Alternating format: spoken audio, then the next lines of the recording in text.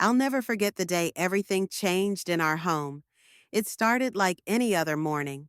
Dad sipping his coffee, our dog, Max, wagging his tail by the door, waiting for his usual walk. Max wasn't just a pet, he was family. For as long as I could remember, he'd been there, always loyal, always full of love. But that day, something felt off. Dad seemed distant, his smile forced. I thought maybe he'd had a tough day at work, but what happened next left me completely speechless. Max barked excitedly as Dad grabbed his leash, but instead of heading out for their usual walk, Dad led him to the car. My stomach twisted with unease. "Where are you taking Max?" I asked, trying to keep my voice steady. Dad didn't answer right away. When he finally spoke, his words were cold, like someone I didn't even recognize. "It's time," he muttered, avoiding my eyes. "Time for what?" My heart raced as we drove in silence. When we pulled up to the unfamiliar place, Dad's expression hardened. I couldn't understand what was happening, why he looked so determined, why Max seemed uneasy. What Dad did next completely shattered me. As I sat in the car, gripping the seat, a million thoughts raced through my mind. Max was still wagging his tail, clueless about what was happening.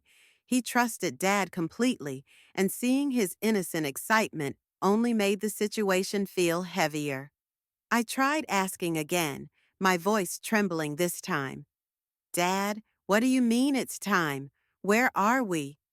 He glanced at me briefly, his face unreadable, then turned his attention back to the road. "You'll understand soon," he said, his tone sharp and final. The place we'd arrived at wasn't familiar, an old, weathered building on the edge of town. The sign outside was faded, and it gave me an uneasy feeling. Max looked at me, tilting his head like he could sense my worry.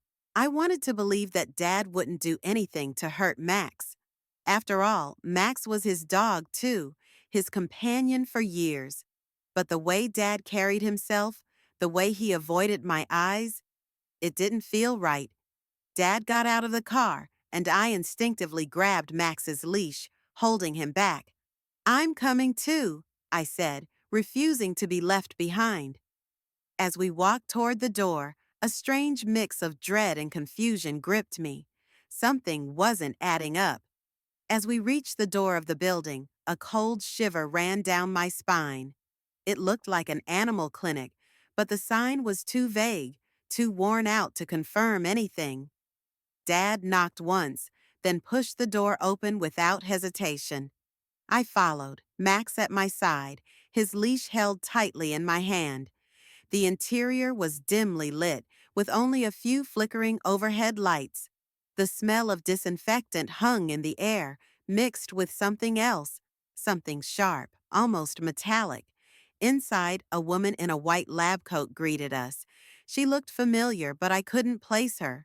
Her eyes, however, were cold and distant, like she had no interest in us at all. Dad spoke to her quietly, and I couldn't hear most of what they said, but her body language told me everything I needed to know. She was in charge here, not Dad.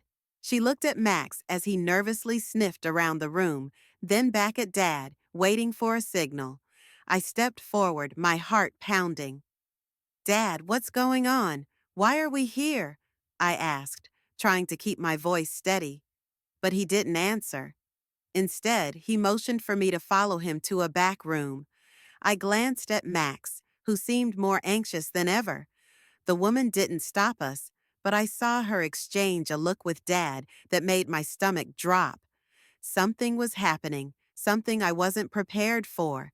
In that moment, I realized, whatever Dad had brought us here for, it wasn't just a routine vet visit, and I was starting to wonder if I would ever see Max the same way again.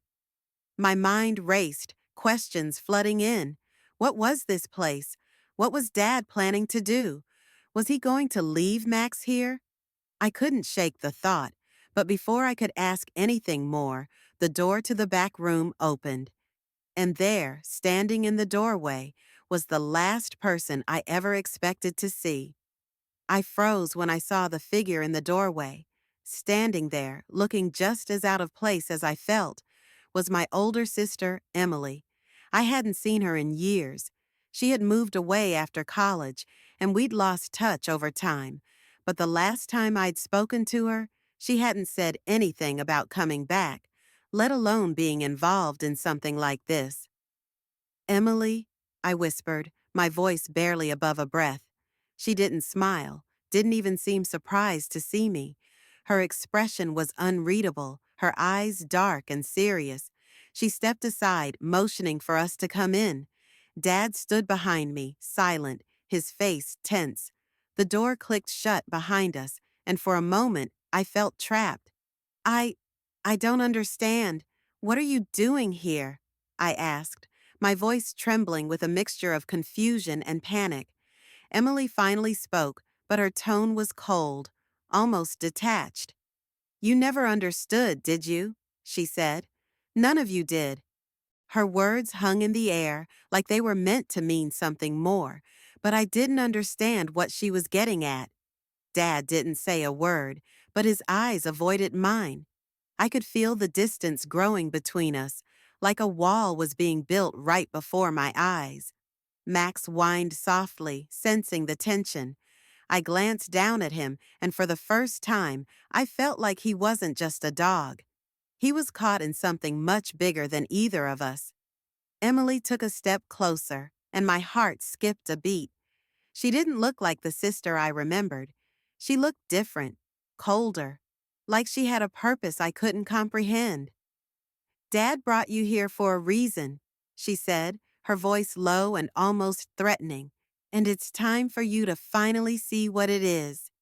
My heart raced, and the weight of the moment settled over me like a heavy fog. I wanted to run, to leave, but something told me I couldn't. The truth was right in front of me, and I was too scared to face it. What had they done? What was coming next? I had no idea, but I knew it wasn't going to be something I could ever forget. Emily's words echoed in my mind, but before I could ask her what she meant, the door to the back room opened wider, and a man stepped out. My heart stopped. He was tall, with sharp features that looked too familiar. The moment our eyes met, I felt a chill run through me. This wasn't just anyone. This was the man who used to be our family's vet, Dr. Harris. The same man I hadn't seen in years. The same man who had suddenly disappeared without explanation.